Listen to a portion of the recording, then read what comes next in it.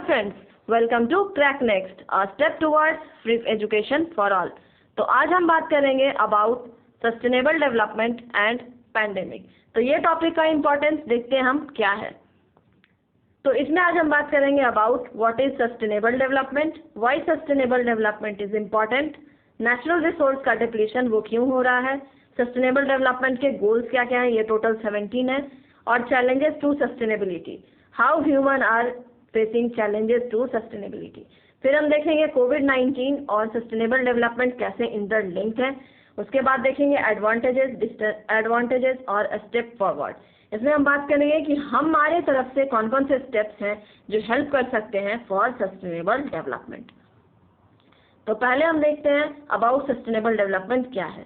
तो ऐसा तो हम सब जानते हैं कि ये जो हमारी अर्थ है ये काफ़ी लाखों करोड़ों साल पहले से एग्जिस्टेंस में है और आगे भी ये एग्जिस्टेंस में रहेगी। तो हम क्या है, इनके जस्ट अ केयर टेकर है, और हमारी रिस्पॉन्सिबिलिटी क्या है कि हम इसको अपने एंसेस्टर से जो भी चीज़ें को लिया है उसे हम अपने वापस नेक्स्ट जनरेशन को ट्रांसफर कर पाएँ। तो sustainability is the development that satisfies the needs of the present without compromising the capacity of future generation. Future generation की जो भी कैपेसिटी है उनको बिना कंप्रोमाइज किए हुए हम अपने नीड को फुलफिल करते जाएं। And with ensuring a balance between economic growth, care for the environment as well as social wellbeing. Economic growth, social wellbeing और हमारे इन्वायरमेंट को केयर करते हुए और हम अपनी ज़रूरतों को पूरा करते हुए और बिना जो हमारे फ्यूचर जनरेशन हैं उनके नीड्स को कंप्रोमाइज करते हुए जो भी हम अभी काम करते जाएं, डेवलपमेंट होते जाए, दैट इज सस्टेनेबल डेवलपमेंट। तो सस्टेनेबल डेवलपमेंट में अभी हम ऑब्जर्व कर रहे हैं कि हमारे जो क्लाइमेट चेंज है उसमें काफ़ी गिरावट आई है। जैसे हमने क्या ऑब्जर्व किया है, हमारा वाटर लेवल इंक्रीज कर रहा है, जो हमारे सी लेवल्स हैं वो काफ़ी इंक्रीज कर रहे हैं, हमारा ग्लेशियर्स है वो मेल्ट कर रहा है, ग्लोबल वार्मिंग बढ़ रही है, और ऐसा ये भी कहा गया है कि हमारा जो टेम्परेचर है वो कुछ आने वाले सालों में वो काफ़ी बढ़ जाएगा, जिससे चैलेंजेस ह्यूमन सोसाइटी को होंगी as well as flora fauna और जो भी हमारे एग्जिस्टेंट लाइफ ऑर्गेनिजम्स हैं उनको काफ़ी दिक्कतें आएंगी। वाटर स्कार्सिटी, ये हमेशा हमें समर में देखने मिलता है कि जो भी हमारे रिसोर्सेज हैं, वाटर की रिसोर्सेज हैं, ग्राउंड लेवल का रिसोर्स है वो डिप्लीट होता चला जा रहा है और हमें पोर्टेबल वाटर के लिए काफ़ी स्ट्रगल करना पड़ता है। और ये भी देखा गया है जो हमारे वेस्टर्न पार्ट्स हैं इंडिया के, उन्हें काफ़ी दिक्कत हो रही है रिगार्डिंग सेफ वाटर, और उन्हें पीने के लिए, पानी के लिए भी बहुत दिक्कत होती है। फिर है इनइक्वालिटी। तो इनइक्वालिटी से हम क्या समझ सकते हैं कि इक्वल नहीं है, किन में इक्वालिटी नहीं है, अबाउट पुअर एंड रिच। तो पुअर क्या हो रहे हैं, they are becoming poor, and rich क्या होते जा रहे हैं, वो रिच होते जा रहे हैं। तो ये एक फैक्टर है सस्टेनेबल डेवलपमेंट का कि पुअर और जो हमारे रिच हैं उनमें काफ़ी डिफरेंसेस होते जा रहे हैं, एक गैप जो है वो बढ़ता दिख रहा है हमें। हंगर, अभी ये जो हमारा कोरोना वायरस का सिचुएशन है, कोविड-19 का जो सिचुएशन है, उसमें हम क्या ऑब्जर्व कर रहे हैं कि हंगर और स्टारवेशन बच्चों में या फिर किसी भी एज ग्रुप में हम ऑब्जर्व कर सकते हैं कि ये बढ़ता चला जा रहा है और इसका हमें कोई इंस्टेंट अभी सॉल्यूशन नहीं दिख रहा है। फिर है ओवर यूज़ अबाउट इनका नेचुरल रिसोर्सेज का। बिल्कुल, नेचुरल रिसोर्सेज का ओवर यूज़ के कारण क्या हो रहा है, हमारे सस्टेनेबल डेवलपमेंट को बहुत दिक्कत हो रही है, और ये सारी चीज़ें हैं सोचने लायक हैं कि हमें क्यों अपना सस्टेनेबल डेवलपमेंट को और बेटर करना चाहिए। तो आइए देखते हैं कि नेचुरल रिसोर्सेज का डिप्लीशन कौन कौन रीजन्स में हो रहा है। जैसे देखिए वाटर के एक्विफर्स में जो हमारा पोर्टेबल वाटर है वो काफ़ी रेट से हमारा डिप्लीट हो रहा है, क्योंकि हम उसका एक्सट्रैक्शन तो करते हैं और उन्हें मिसयूज़ कर देते हैं। ऐसा नहीं करते हैं कि जो हमारा वाटर लेवल का जो कैपेसिटी है वो वापस रीजनरेट नहीं हो पाती है, बिल्कुल रीजनरेट होती है, लेकिन उनका जो रेट ऑफ रीजनरेशन है वो हमारे एक्सट्रैक्शन से काफ़ी ज़्यादा हो जाता है और हम इतना उन्हें एक्सट्रैक्ट कर लेते हैं कि रीजनरेशन वो उतनी जल्दी नहीं हो पाता है। फिर है डिफॉरेस्टेशन। इन्वायरमेंट में डिफॉरेस्टेशन तो काफ़ी हो रही है, हमारा जो डेवलपमेंट है उसके कारण जो भी हमें न्यू फैक्टर्स बनाना पड़ रहा है, न्यू फैक्ट्रीज बनानी पड़ रही हैं, उनके कारण डिफॉरेस्टेशन काफ़ी बढ़ता चला जा रहा है। अब है mining for fossil fuels and minerals.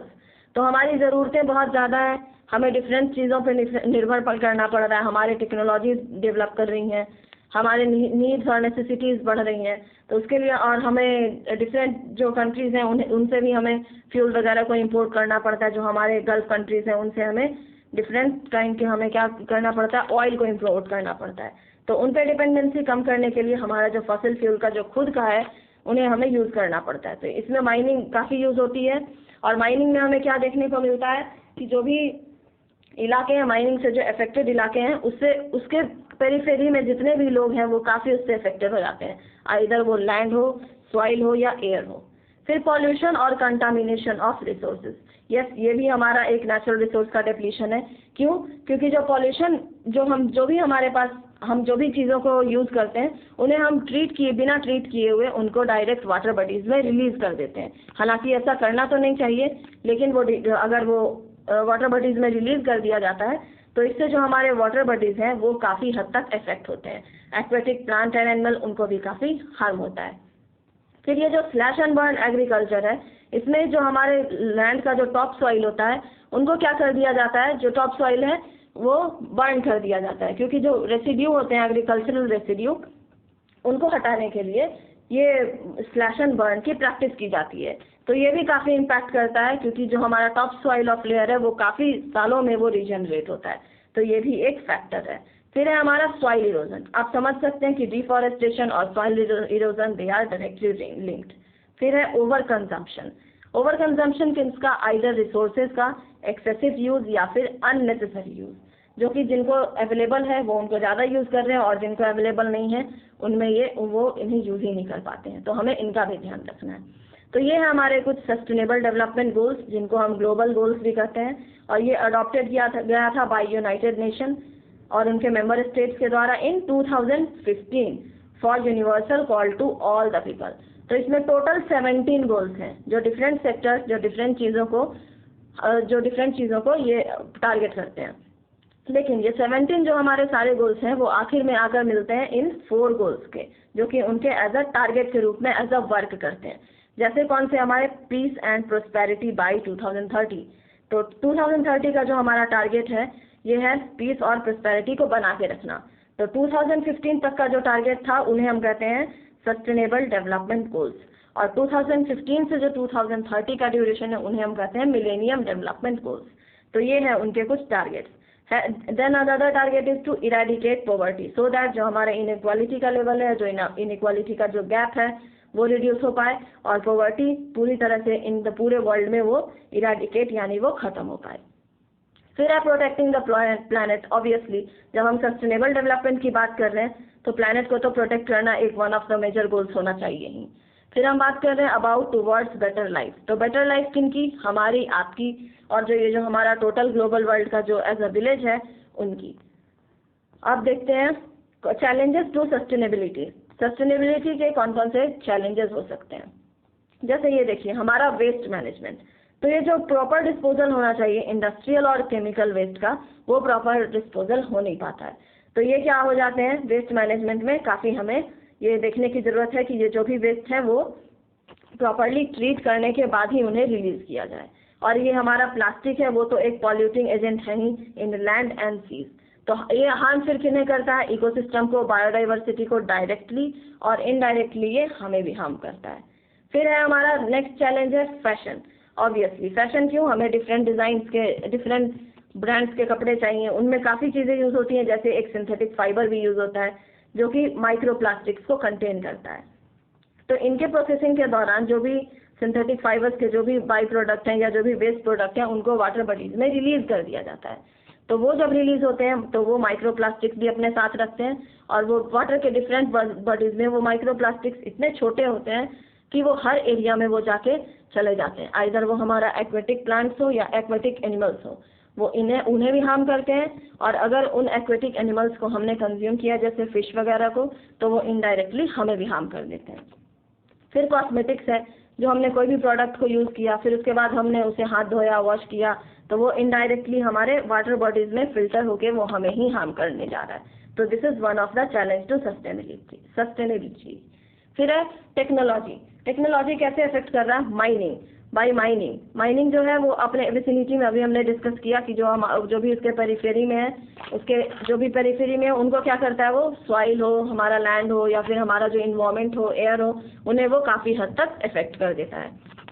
फिर ये जो हमारा टारगेट है जो हम 2030 तक सोच रहे हैं कि इलेक्ट्रॉनिक व्हीकल को पूरे इंडिया में लॉन्च करें, तो उनके लिए ये जो लिथियम आयन बैटरी का यूज़ होता है दिस इज़ ऑल्सो हार्मफुल।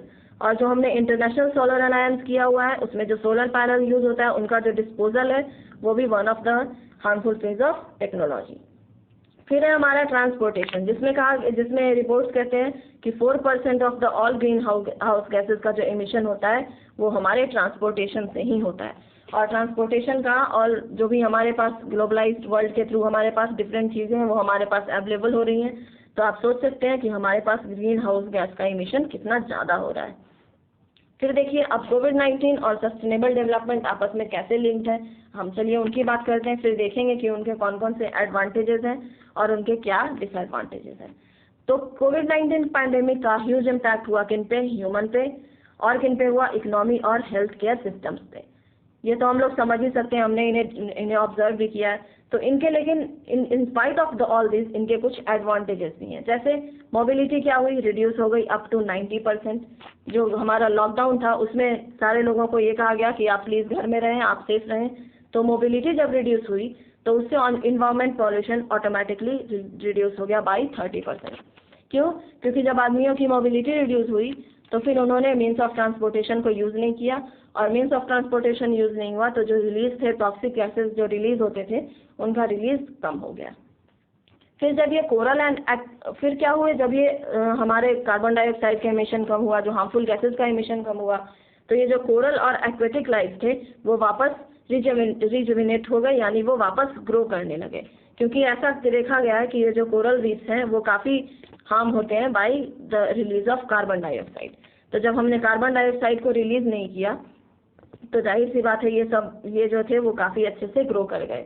फिर था पब्लिक एंड सोशल हाइजीन। ये भी हम लोग ऑब्जर्व कर सकते हैं कि जो हम में एक अलग तरह की एक आदत बन गई कि हम अपने हाथों को अच्छे से धोएं, एक सोशल डिस्टेंसिंग को मेंटेन करें और सोशल हाइजीन को रखें और मास्क वगैरह पहने, ताकि जो हमारे बिहेवियरल चेंजेस हैं वो काफ़ी अच्छे से निखर के आए। फिर हमने देखा फैमिली बॉन्डिंग हुआ कि जब हम घर पे रहते थे, जब हमारा लॉकडाउन हुआ तो सारे जो फैमिली मेम्बर्स थे वो घर पे रहते थे, और घर पे जब रहे तो पहले ऐसा कहा जाता था कि टेक्नोलॉजी के कारण लोगों में फैमिली बॉन्डिंग कम गई है। तो जब ये कोरोना वायरस का ये जो कोविड-19 का इम्पैक्ट था उस ड्यूरेशन में क्या हुआ, फैमिली बॉन्डिंग हमारी बढ़ गई। अब जब एडवांटेजेस की बात की है तो डिसएडवांटेजेस की भी बात कर लेते हैं। तो इससे क्या हुआ, अनएम्प्लॉयमेंट काफ़ी हुआ। बिल्कुल, क्योंकि जो हमारे माइग्रेंट वर्कर्स थे या जो हमारे पब्लिक और प्राइवेट सेक्टर्स में जो काम करते थे लोग, उन्हें अपने घर को आना पड़ा, और जो भी अपने घर से दूर रहते थे उन्हें काफ़ी दिक्कत हुई और उन्हें अभी अनएम्प्लॉयमेंट का सामना करना पड़ रहा है। लो इकोनॉमिक ग्रोथ, क्योंकि जब हम अनएम्प्लॉयड हैं, जब हमारे पास एम्प्लॉयमेंट नहीं है तो पीपल एज ए रिसोर्स कुछ काम नहीं कर रहे हैं, तो जाहिर सी बात है कि कुछ इकोनॉमिक तो हमारा स्लो डाउन होगा ही। स्पेसीज एक्सटिंक्ट कर गए। स्पेसीज भी काफ़ी तरह से कैसे एक्सटिंक्ट कर गए, क्योंकि जब हमने वाटर बॉडीज़ में इतने सारे हमने केमिकल्स को इम्पैक्ट किया, केमिकल्स को हमने उसमें छोड़ दिया, जो हमने इतने सारे अल्कोहल बेस्ड सैनिटाइजर्स को यूज़ किया, तो ये सब जो हमारे वाटर बॉडीज़ में गए तो कुछ स्पेसीज एक्सटिंक्ट हो गए। और अगर कुछ वाटर बॉडीज़ के उन स्पेसीज ने जो भी हमारे केमिकल्स थे उनको कंज्यूम किया, और जब हम जानते हैं कि एक जो हमारा ये जो चलता है, एक कंज्यूमर दूसरे को कंज्यूम करते चला जाता है, जो हमारा वो जो साइकिल चलता है उसमें क्या रहता है कि जो स्पेसीज हैं वो एक दूसरे को कंज्यूम करते जाते हैं, और वो जो टॉक्सिसिटी है वो एक्सीड करती चली जाती है, और उससे एक स्पेसी है वो दूसरे स्पेसी से धीरे धीरे एक्सटिंक्ट करते चले जाते हैं। वाटर और सॉइल पे भी काफ़ी इसका हार्मफुल इफेक्ट हुआ है। कैसे? क्योंकि अभी हमने पीछे देखा कि पहले पढ़ा कि जो भी हमारे वाटर बॉडीज़ में जो भी हमने कुछ रिलीज किया था हार्मफुल इफेक्ट्स को, जो भी हमारे टॉक्सिक मटेरियल्स थे, उनसे हमारे वाटर और सॉइल काफ़ी इम्पैक्ट हुए हैं। फिर है fresh water, soil and stable climate are under threat. उससे क्या हुए, ड्राउट, फ्लड, जूनोटिक डिजीजेज मतलब जो हमारे एनिमल से ह्यूमन में आ जाए, इसमें भी काफ़ी बढ़ोतरी हुई। ये एक हमारा डिसएडवांटेज है इनका, कोरोना वायरस का। फिर है सोशल और फिजिकल डिस्टेंस हुई। इसमें क्या हुआ, आदमी में दूरियां बढ़ती चली गई, और इसके थ्रू क्या हुआ, मेंटल स्ट्रेस बढ़ गया और डिजिटल डिवाइड हो गया। डिजिटल डिवाइड से कंटेक्स्ट ये है कि जब लोग घर पे रहते थे तो जिनके पास टेक्नोलॉजी है, जिनके पास एक्सेस है टेक्नोलॉजी का, वो तो टेक्नोलॉजी का यूज़ किए, लेकिन जिनके पास टेक्नोलॉजी की एक्सेस नहीं है वो इन्हें यूज़ नहीं कर पाए, और उनमें एक तरह से हम कह सकते हैं कि ये क्या हुआ, एक तरह का डिजिटल डिवाइड हो गया, कि कोविड-19 के थ्रू एक तरह से हम कह सकते हैं कि एक डिवीजन हो गया। फिर है हमारा कुछ स्टेप फॉरवर्ड, हम क्या स्टेप्स को फॉलो कर सकते हैं टुवर्ड्स दिस सस्टेनेबल डेवलपमेंट।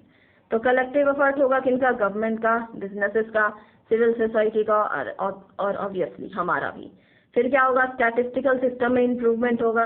जो हमारे स्टैटिस्टिकल सिस्टम है वो क्या होते हैं, मैनिपुलेट कर दिए जाते हैं, तो उनमें इम्प्रूवमेंट होना चाहिए, तो ताकि जो भी हो वो हमारा एक स्टेप फॉरवर्ड में उसमें एक हमारी कुछ भागीदारी हो पाए। फिर मॉनिटरिंग एट लोकल लेवल पे होना चाहिए, लोकल लेवल जो भी हो, लोकल लेवल के गवर्नमेंट हो उनमें मॉनिटरिंग हो, उनमें कैपेसिटी बिल्डिंग हो। फिर सस्टेनेबल डेवलपमेंट गोल्स हैं उनकी जो फाइनेंसिंग हो। फिर है work on sustainable development goals, उनके जो भी सस्टेनेबल डेवलपमेंट के जो हमारे 17 गोल्स हैं उनमें वर्क हो, ताकि पीपल को शील्ड कर दिया जाए, इन्वायरमेंट और इकोनॉमी इनमें काफ़ी अच्छी इससे एक बॉन्डिंग हो पाए, और जो हमारे फ्यूचर के अनसर्टेनिटीज़ हैं उनको कर्टेल किया जाए। फिर है सोशल प्रोग्रेस और इन्वायरमेंट बैलेंस, सोशल प्रोग्रेस भी हो पाए, इन्वायरमेंट बैलेंस भी बन पाए और इकोनॉमिक ग्रोथ भी हो पाए। ये हमारी एक कलेक्टिव एफर्ट हो सकती है हमें सस्टेनेबल डेवलपमेंट को अचीव करने में। फिर इंडिया की प्रोडक्टिविटी और फूड डिस्ट्रीब्यूशन मैकेनिज्म है, इसमें भी काफ़ी बढ़ोतरी हो पाएगी अगर हम इन स्टेप्स को फॉलो करेंगे तो। और ये हमारा लास्ट है कि इससे एलिमिनेटिंग हंगर होगा और एक हेल्दियर पॉपुलेशन का डेवलपमेंट होगा। तो यहाँ तक आपको अगर समझने में कोई भी दिक्कत हुई या कोई पॉइंट मुझसे अगर छूट गया हो तो आप उसे कमेंट बॉक्स में कमेंट कर सकते हैं। I will try to clear them all. और please support us so that we can stream online and clear your doubt while classes is going on. So thank you for being with me. आपका बहुत बहुत धन्यवाद। Thank you.